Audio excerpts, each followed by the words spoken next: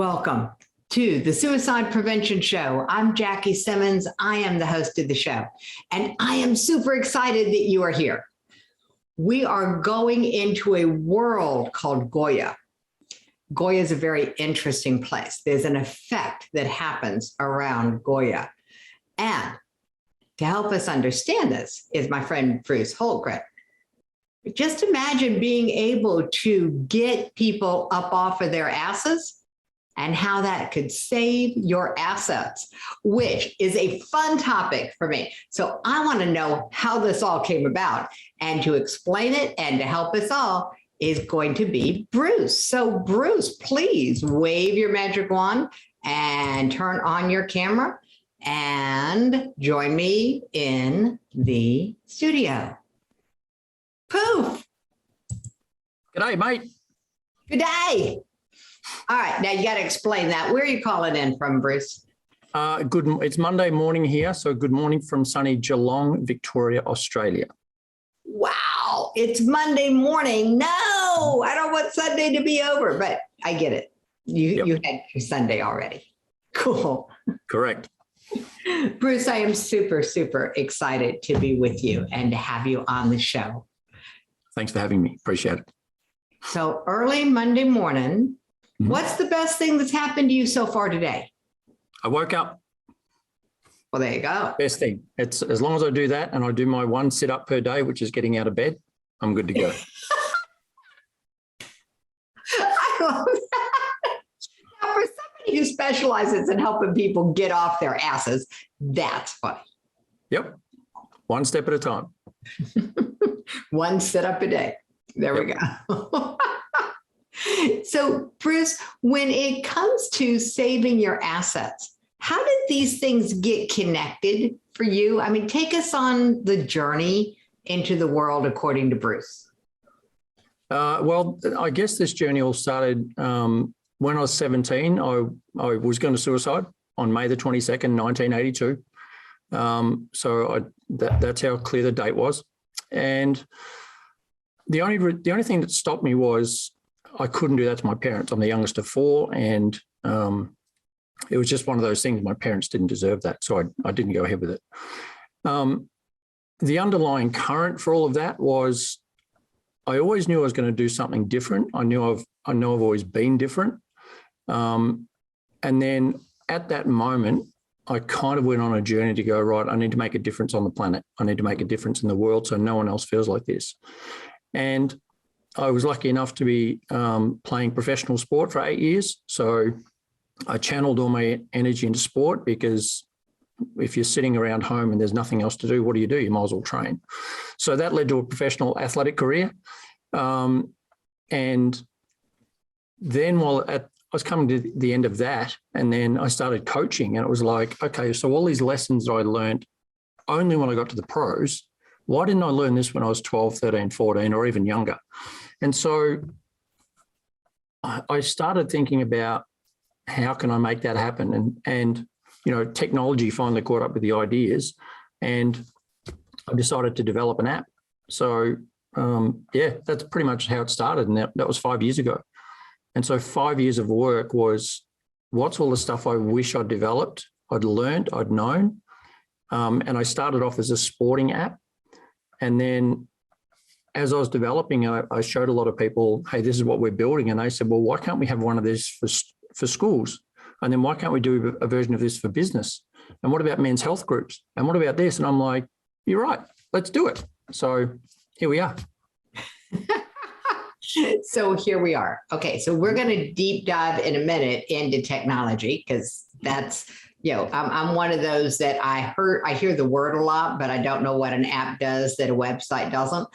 So we'll play a little bit there. And people can put questions into the chat, because if you've been playing with this for 5 years, you might have a clue that you can help some of us noodle this out with. Hope so. I love that line. Sitting around with nothing to do, so might as well train. Okay, that's not the mindset of most people. It's, I'm sitting around with nothing to do, I might as well play games, watch movies, eat junk food, I mean, I don't know too many people who their brain automatically goes to, if I'm sitting around with nothing to do, might as well train. Yeah. So where did this come from? I guess it's part of not being normal. Let's hear it. For those of us not normal. It was interesting because now on reflection, I've never been the person to engage in mindless conversations. Was never the popular kid at school. And the one sanctuary I had was bouncing a ball and shooting hoops. And I don't know what it was, and I still don't know what it is today. But it's the only sport on the planet where you can play a whole game in your head with a ball and a rim. Everything else, you typically need a partner and that sort of stuff. But at basketball, you can put yourself in any situation that then transgresses across into life situations to go, how do I handle this? What would I do here? How would I do that? And, as a 8, 9, 10, 12 teenager, younger person, you don't get all those lessons. It's just like, I'd rather do this than go and have a party with friends, or because I never got that. So I guess the simple answer was, if I sit in front of the TV for too long, I still don't get the concept of binge watching. It's a foreign concept.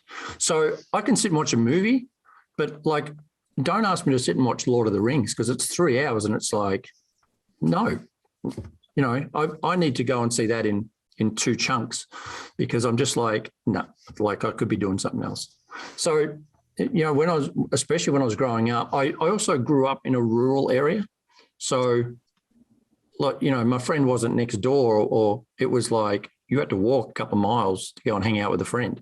And all you'd end up doing at his place was shooting hoops anyway. So, yeah, it was just one of those weird things of that was a sanctuary and I can either get better or I can sit and do nothing.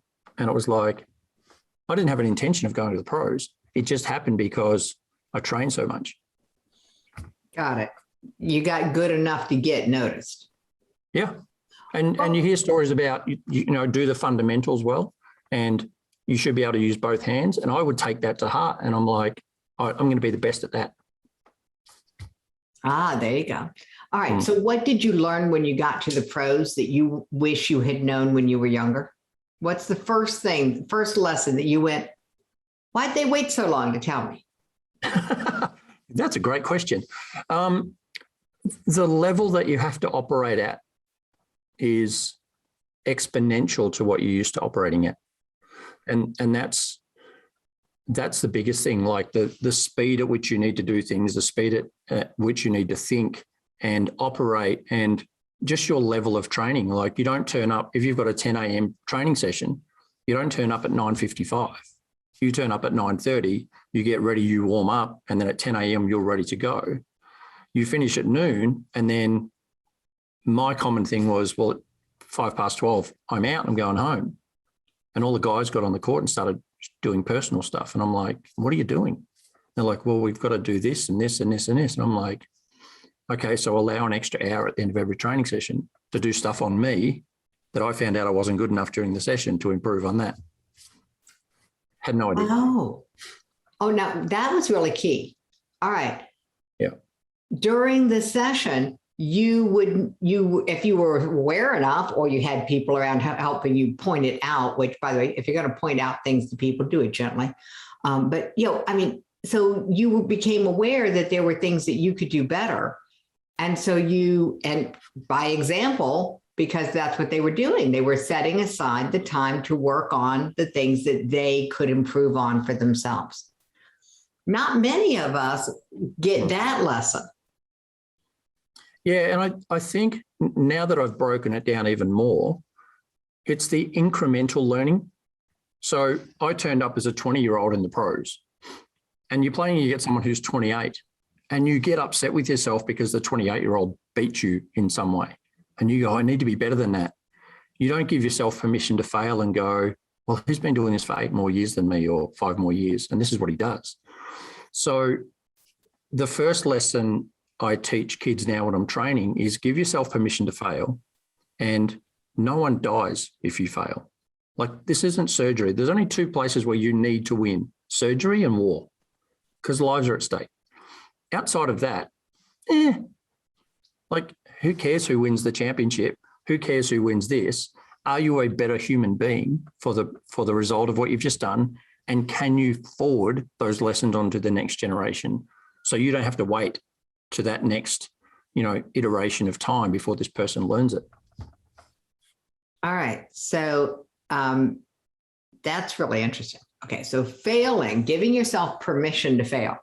Mm-hmm. I've heard a lot of those, fail faster, fail your way to success kinds of slogans, but they miss something that you just said really clearly, which is give yourself permission. The world on a personal, the word will come back to me, on a personal performance metric, the world doesn't give us permission to fail. We are judged on our personal performance from the moment we are starting to roll over or stand up and somebody says, oh, goody, you did it all by yourself. So we're trained into this mindset. Yeah, but the silly thing is on that mindset that we all get taught, the world isn't judging us. So and this is what I do. So I do a lot of personal private coaching on the basketball court, and it's life coaching, but it's through a basketball court. Now, the first lesson I teach people is if you're in a 1-point game and you've been given the last shot and you miss, the people that loved you before will still love you at the end. That's just the result of an event. You've had the chance to perform at this thing, and you've had 39 minutes and 55 seconds out of a 40-minute game to take care of business, and you as a group have let it get down to the last 5 seconds. Now, if you as a group is not good enough to finish that job, well, that's okay. That's why there's a scoreboard and a time clock. You were better today, well done. I didn't die as a result of missing it, and I'm not a lesser person. But what we think is all these people watching in the whole world is judging us because we're in the game and they're not. Oh, you should have made that shot. It's like, who says? I tried. I did the best that I could at the time, and it just wasn't good enough at the time. Okay. All right. Now I'm going to break that back down, and I'm going to say, and coming up through school, the top student, the first chair in the orchestra, there's a lot of reward system, grades. There's a lot of reward system for personal performance. Yep. So even most employers are looking for personal performance metrics when they think about promoting someone. Yep. What you're talking about is taking and saying all of that doesn't exist when you're on a basketball court. It doesn't exist in this arena where you're looking at only paying attention to how well did you help your team? How well did you make the planet a better place? That was one of the things that I heard you say. And it's this is such a great shift in how people might want to start to look at their life. Mm-hmm. So if you walk into your place of employment and you've been asked to do a specific job, now, if you're not a nice person when you're doing that job, doesn't matter how good you are, you're not good for the company. But if you come in there and you go, hey, team, I know what my job is and I'm going to do the best that I can do today. And if you need help, I've got your back. And if I need your help, I'm going to ask you for it. Let's all do this together. But I know what my role is. I'm going to do it to the best of my ability today. Now, put that hat on as parent, athlete, coach. Do what you know you can do, and it's what you know at that time. Now, if I'd known, the old head on young shoulders, if I'd known all this when I was playing, unbelievable, but I'm not. So now it's my job to go, how can I teach someone to learn those lessons? So I go into my job and I've got this role, and let's say it's to land a big client. And I do everything right. And at the last minute, or for whatever reason is, we don't land the client. No one died. I've done the best that I could. We've turned up and we've done the best that we can do as a group. Okay, what did we learn and how do we go next time? Because the L in the loss is what did we learn? Ah, there you go. I've never heard that expression. The L in the loss is what did we learn? Yep. Cool. All right. So all of this started translating into how do I get this information into people younger? Mhm. So lots of different delivery systems, but you're right. The technology did catch up. Yeah. And you decided to go with an app. Say a little more about what that actually entailed for you. So the overarching thing is I want to be able to coach and influence millions without ever having met them. But give them the tool where I can help. So that's the overriding thing that I wanted to develop. And every time I say it, there's not a lot here, but it stands on its end. So that's the thing. So everything that we built, so I'm not a programming genius. Let's get that straight up. I'm Steve Jobs, Richard Branson, have the idea, get people that are smarter than me to do what they do and build the vision. So I'm not a programmer. Like I'm not a programmer's butt, to be honest. I wouldn't even know where to start. But even in the design phase, when I sat down with the programmers in the very first meeting, they were asking me all these questions about, do you want this? Do you want this? Do you want this? And I simply threw the questions back at them. This is what I asked them. I asked them two things. Did you play sport as a child? And the answer was yes. It's like, what do you wish you had as an athlete, as a tool in your pocket? And now that you're a parent and a coach, what do you wish you had that you could influence you as a kid? So when I want these tools put in place, answer those two questions first, and then we'll talk about it. Because it's real life. Got it. So everything that we did was that simplistic. And then like we always ask the question, what would Apple do? What's the end experience that we want people to have? And how do we break it down? So idiot proof is the wrong word, but it's that simple that everyone goes, oh, I can do that. So everyone says they're technophobes or, they hate, you learn to walk, you learn to drive. You can learn to push a button in a sequence to measure well-being, to set goals, to do this.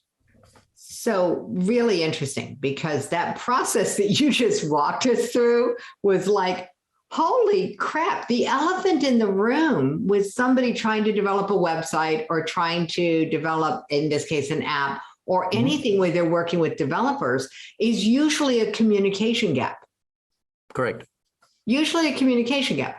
You didn't have a communication gap because you asked them to design it with what they would have wanted, knowing that there are some universal desires rather than you telling them. Yeah. And there's one thing on top of that layer as well, was you guys develop apps for a living. I want you to tell me how to suck eggs. So if you've developed an app that we want to, let's say, put a goal setting program in place, and you've built one for someone else that's like world-class, I want to know about it. I don't want to build this one when you know this one's available and you've built it. Yeah. So guys, tell me how to suck eggs. Say, I know you want to do this, but we've already built this. What do you think? And they were like, oh, how different is this? Well, yeah, because you weren't trying to reinvent the wheel. You were working with other people who had already built wheels. Correct. A lot of us have struggled with that, or at least that's my experience. I have struggled with that. The people who have built websites. Now, the one thing that they could not do is they could not tell me what to say. Mm-hmm. So when you got to the point of what the actual content was going to be, not the construct, but the content, what was that process like? It was, how do I make the message simple yet intriguing to want people to book a demo or to find out more? Now, the reason I've gone that way or that route is our software is unlike anything you've ever seen on the planet. And you can't explain it. Like it's one of those, it's not like this. And you can say you've got a goal setting program or you've got a task setting or a calendar. Yeah, but that's not the point. That's not what we're talking about. We're talking about a world first piece of software that if you have any size group of people that you manage or mentor, whether it's in a school situation, business, sport, that you want to find out what the wellbeing score of every single member of your team is at any time of the day, you can do that in 2 clicks of a mouse or 2 clicks on your phone. You can't do that. But in order for us to show you that sequence and then how we build things below it to support it, we need to see it. Because if I try and put all of that on the website, people are going to go, too hard.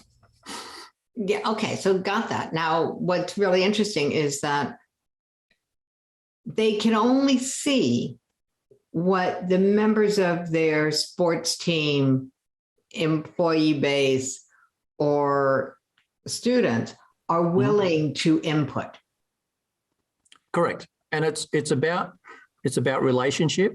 And there's 2 things in the suicide prevention. I went back to that day when I was 17 and I was like, what were the 2 things or the triggers that made me get into this state? And there was 2 things missing in my world. Did I belong somewhere? And did someone care? And if you're missing one of those 2 things, you've got some issues and you don't belong and someone doesn't care. What's the point? And so when I did a deep dive back into that emotion and then brought it back, it's like, well, how do we get a coach that's never done this sort of stuff before to sit down with their team or their teacher and go, hey, we're in this together. You belong here and I care. So when you do your good morning wellbeing survey, which is 6 questions with us, I'm not checking up on you. I'm checking in with you. And if there's something wrong, you don't even need to tell me. You can just write a little comment so you don't have that uncomfortable thing of, this happened last night. My dog died. I feel sad. I did this. I did that. This happened. I just want you to know about it. So if I have a crappy day, you've got my back and I know that you know. And I've shared it, which is half the battle. Well, absolutely. Breaking the silence is the battle, as far as I'm concerned, because everything is possible. Change is possible once there is that communication. Absolutely. And also the act of just checking in. So if I'm mentoring you and we agree to go, hey, every weekday, so you take the weekends off, every weekday for the next 4 weeks, are you okay to answer these 6 questions between 7:30 and 9 a.m. every morning? It's like, yeah, let's do this together. So if you don't even check in a couple of days in a row, I know that's an alarm bell. I don't even need you to tell me that there's something going on because you've broken your commitment. So it's that relationship where you've got someone checking in with you, you belong, someone cares, and there's an accountability there that is unspoken. That's key. There's an accountability there that's unspoken. That's very different from the energy that I get from most accountability programs. What makes this so different, Bruce? It turns out I've developed a world-first software. What does that mean? So the survey tool that we use and the reporting mechanism that we have built, there's nothing like it on the planet. So I'll give you an example of a local school here, an education system that's using the software. Okay. So they've got 450 students, some of them high performance athletes and some are general student body. They've all agreed to answer 6 questions every morning and 6 questions as a daily reflection at the end of the day. So between 7:30 a.m. and 9 a.m. every day, every school day, they fill out their 6-question survey. At 9:05 in the morning, the head of the wellbeing program and those people that are reporting in that group can export an Excel sheet to an Excel sheet, a result of every single person, their average score, their score for the last 7 days, the score for the last month, including comments and any questions. And if they've had any bad sleep or any issues that are going on, they can measure that against their performance.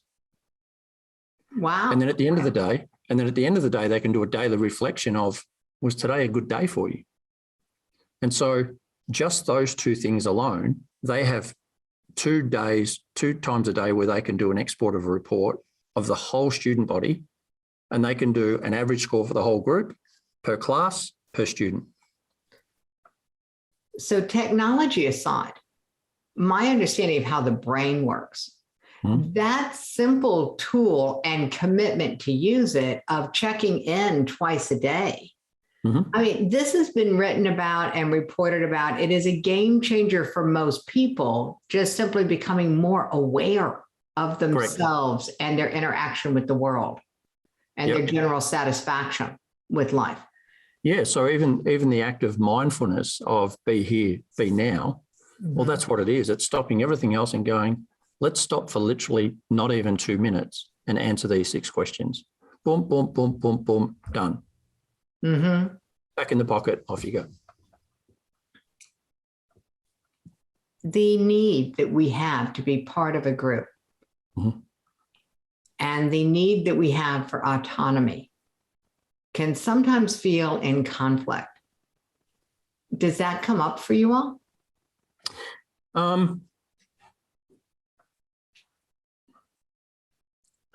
It's kind of well, let me try and answer it this way. There's 2 times that I've been the most lonely on the planet. I've been to New York by myself, and I've walked down the streets. And when you're from Australia, that's 12,000 miles away. And when you're surrounded by 14 million people, but you feel all alone, it's kind of weird. So that was very, now I'm 6'6" and I look like a policeman. So when I was walking down the street, I was like, get out of my way, I'm a copper, you know? So, because I was in that mode, but you feel alone in that space. And then Las Vegas, I went there for a conference and all these people there partying and everyone's together and you're there on your own and you go, ooh, it was weird. So that's, again, the belonging, the feeling of belonging, because you're there, but you're on your own. And that's the only way to describe, I guess, the congruency of not belonging anywhere. I belonged in Las Vegas because I had to be there for work, but I didn't belong anywhere. No one cared if I was there or not. Does that make sense? Yeah, well, it makes sense because it harks back to those 2 things you were missing when you were 17. Correct. Which is, do I belong? Yep. And the answer was obviously no. And the second question was, did anybody care? And in that circumstance, the answer was really not so much. Granted, your boss would have been upset if you didn't do your work that you were supposed to be doing. But beyond that, it sounded like you're right. It's a very lonely kind of space. So who's the most resistant to using this kind of technology, to committing, not even using the technology, we'll set that aside. Who's the most resistant to committing to check in twice a day, to actually be consistent, be accountable, be part of this effort? How do you get them to buy in? What I found is you have to understand, I have 4 teenage grandsons. Yeah. So the first thing is trust of what are you going to do with this knowledge? Because the conversations I've had with people that are very reserved about this, and they're typically hiding something and they don't want someone to know because they've had that force field up for so long and it's their safe space. And now all of a sudden there's a chance that someone's going to peek in behind it and go, what's going on in there? They're the first ones and they're the obvious ones because they put their hands up or they, you can actually see a reaction and they're like, ooh, so like too hard. So it comes down to, we're actually doing this to check in with you. You can be as honest as you like. Here are the 6 questions that we've all agreed on. Now, if you want to be dishonest about your answers on those, then we can't do anything about that. But over time, all of a sudden they might go 6 green faces every day, and all of a sudden they put in a light green face or a yellow face because they go, yeah, I'm actually not, I didn't do that yesterday, or I didn't do this, and there's no judgment. It's just the people that are looking at this, it's all about prevention rather than cure. Everything's prevention rather than cure. So if we can get them to break down that little wall and build the trust and know that we're in this together and we're checking in with you, and we basically put a virtual hug around them and go, this is a safe space, then we'll get it. How do we know if they're being honest 100% of the time? Well, we don't, but there's no tools right now, and we've got the tool to help them. Got it. So you said something that caught my attention. You said the questions we've all agreed on. Mm-hmm. So are there patterns in schools versus businesses versus sports? Yeah, we're all human and we pretty much have the same things that we like. The sport, there's some sport performance ones that you want to have. How did I perform against the agreed value of this? And you do that 4 times. Question number 5 for sport is, what was my level of preparation? And question number 6 is, how much fun did I have? Regardless of the result, if you self-measure against those 4 agreed values, preparation and how much fun did I have, that'll give you a pretty good gauge. And then the education ones and the business ones for the morning, it's typical things like, how did I sleep? Did I have a positive interaction yesterday? Did I drink enough water yesterday? Did I make someone laugh yesterday? Things like that, where it doesn't matter if you're a student or business, you are a human being. And we just want you to check in on you, and you're sharing it on the app. And you can create as many questions as you want and create as many surveys as you want. So, if you talk about the 90-day year or the 90-day sprints, well, you can do what do you want to achieve at the start, and then you do a reflection. And you can do a reflection at the end of each 7 days if you want to. You can do anything you want. But we start with one and then build out. Cool. All right. So I'm getting this process down, and the ability to get people engaged with this. Bruce, you had one of the worst days that a person can have when you were 17. Yep. And this mission that you are on to basically prevent other people from having that experience. Yep. It's near and dear to my heart. Yours was the experience of the teen. Mine was the experience of the parent of a teen. We are both out to prevent this from ever happening again. Yeah. I'm a firm believer in you can't do it wrong. You've done it in a way that embraces technology and that is focused around your areas of interest. And what's been the biggest challenge?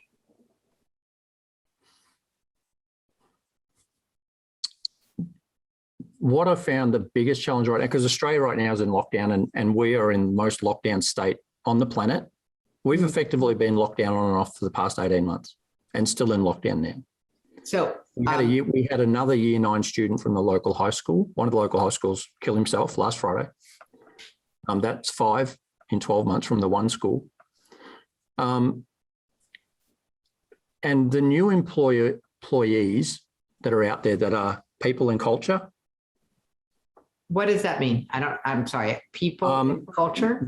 They talk about, I actually don't know what the role is, but there's people now being employed as head of people and culture within organizations to build up culture and belonging, I guess. And then there's head of HR. And there's a lot of either threat or apathy to go, if we import this software and we get everyone doing this, what's my job? Because some of the people I've spoken to go, right, you're head of wellbeing for this organization with 10,000 staff. What have you done this year? Well, we put out a calendar 1 month, and we do a questionnaire every 12 weeks, and we do this and we do that. So it's all busy stuff. But when you ask the question, are you able to check in on the wellbeing score of every one of your team every day and see that everyone's okay? They're like, squeeze me? Because, and so our biggest frustration right now is talking to people. It's like, this is your job. Let us show you this for 30 minutes. It will blow your head off. It will change your world, and people go, I don't believe it. That's the apathy is my biggest issue right now. All right. So we're going to call this marketing and messaging. Yeah. Okay. So this is the challenge of the world, is how do you get someone's attention? How do you invoke their self-interest? especially when they're in chaos with COVID. Yeah. Well, and this is our life right now. So if I tame an elephant in the room, the elephant would be that now's not the right time. If you knew that now was the right time, Bruce, the way to tame the elephant, who has had the most success with your app so far? We've got 3 big pilots happening that have been running. One's a school, one's a sporting organisation, and they're only doing it with their staff, not their coaches and athletes. And we've got a company that's listed on the New York Stock Exchange using it. Oh, so we've got the 3 biggest facets, and we're about to sign a men's health group because we've got a men's version. Yeah. They start on Wednesday, and they're in the process of building over 200 million members. And they've already signed us up as we're going to be their wellbeing platform. So the 4 different channels that we've built, we've now got proof of concept in each one of those. And now we're literally just rolling out and spreading the message. Got it. So your message is you can solve 3 problems at the same time. Community, connection, and consistency. Correct. Because one of the things that we lost when COVID hit was we lost the constructs that gave our lives consistent connection with people and consistency of a schedule. You know, the number of people who have sort of lost touch with what day of the week it is because we lost our cues. And what you've created can give the cues back. And that's really, really important for me. What I'm wondering is, outside of your organizations, the very concepts of this, it's groundbreaking in how you are applying it and elegantly simple as far as the structure of it. And I love that combination. So if you were going to walk someone through this without the technology and just say, okay, gather your family, gather your team, come up with your 6 questions, what guidelines would they use? You said some of them are just normal stuff. So I wrote down sleep. Are you asking people just you said something about a smiley face. So it's emoticon based?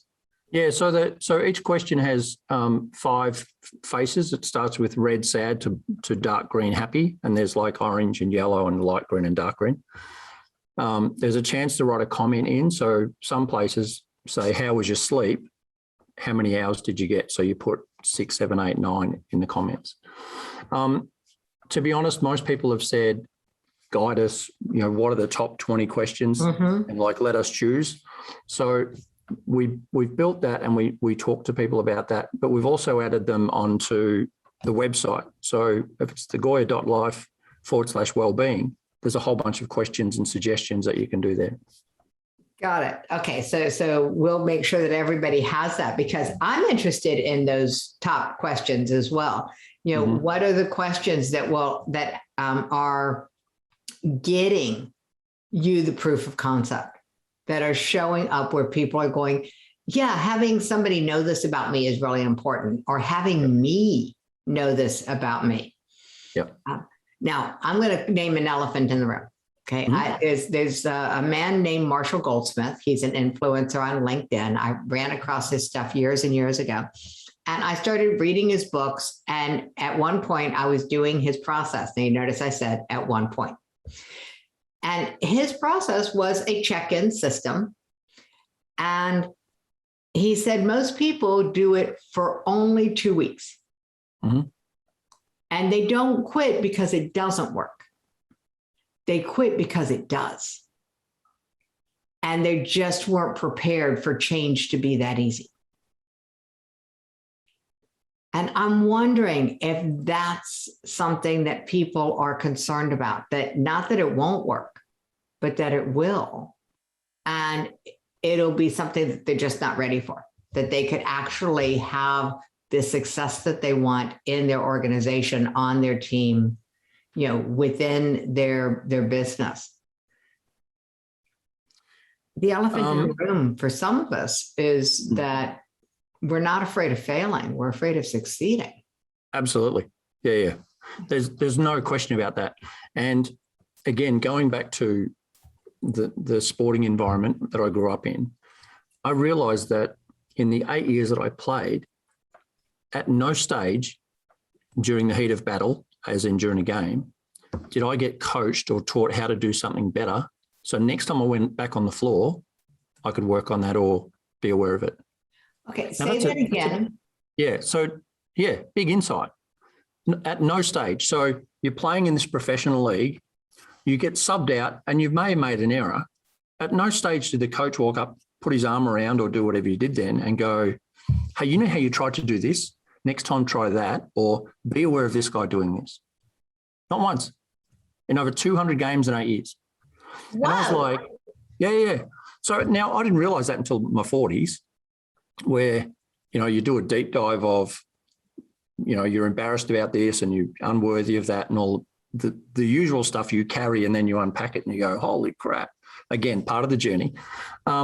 So what triggered this insight? I mean, was there some contrast that you had a different experience in some other arena? I'm really curious. Someone asked me, why do I coach the way I do?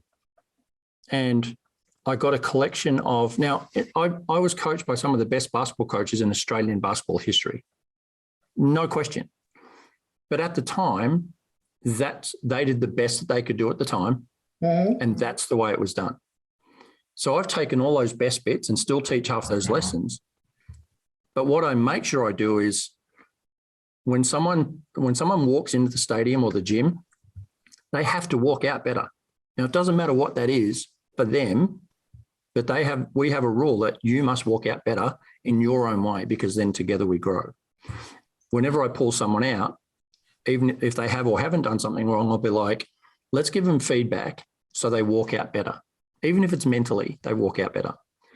And your question before about, are people afraid of success?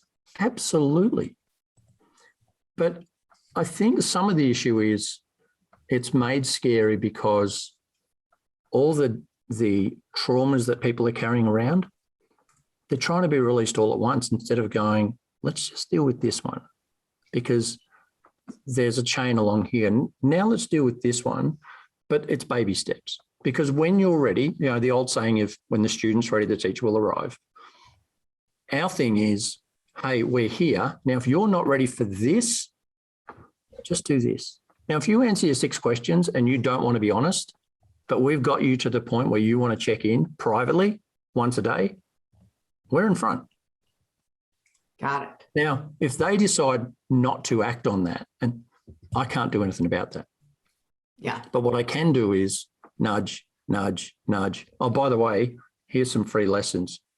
Not ready? Okay, they're still here. Bang, here's this. Here's a lesson that we're teaching today, and we send it out to go, share this with your tribe if you want to. Do or you don't. The chance to influence and coach millions around the world with having never met them. Got it. It's a variation on a theme that the world could use more of, with this idea that you don't have to change everything at once. I mean, we use the elephant in the room metaphor a lot, the joke, how to eat an elephant, and it's one bite at a time. And even though we joke about it, Bruce, when it comes to like me launching my business, it wasn't a little bit here is a little bit there. I tried to swallow the whole elephant. The same was true with the nonprofit. I hadn't learned any lessons. It was, do everything. Yeah. And so this idea of, no, don't do everything, do one thing. Yeah. And there's so many metaphors for that. There's a couple of things I use religiously when I'm coaching and then when I'm working. And it's the accumulation effect. So if I asked you to do 5,475 push-ups right now, you'd go, pfft. But if I said, can you do 5 in the morning, 5 at lunchtime and 5 at night? You'd be like, yeah, I can do that. Because within 30 days, 5 is going to be a piece of cake. But if you do that every day for a year, I'm pretty sure it's 5,475. But you are that much stronger. So if I'm talking to a group, I'll go, hey, who wants to walk from this East Coast to the West Coast with me? And they go, oh, we can't do that. And I said, I didn't say all at once. We're just going to take one step. So I turn in the direction and take a step. And it's like, can everyone else join me on that? And they're like, yeah, of course, it's easy. It's like, well, okay, put a marker down. We'll come back tomorrow and take another step. And then they went, oh, I said, so that's breaking down a goal.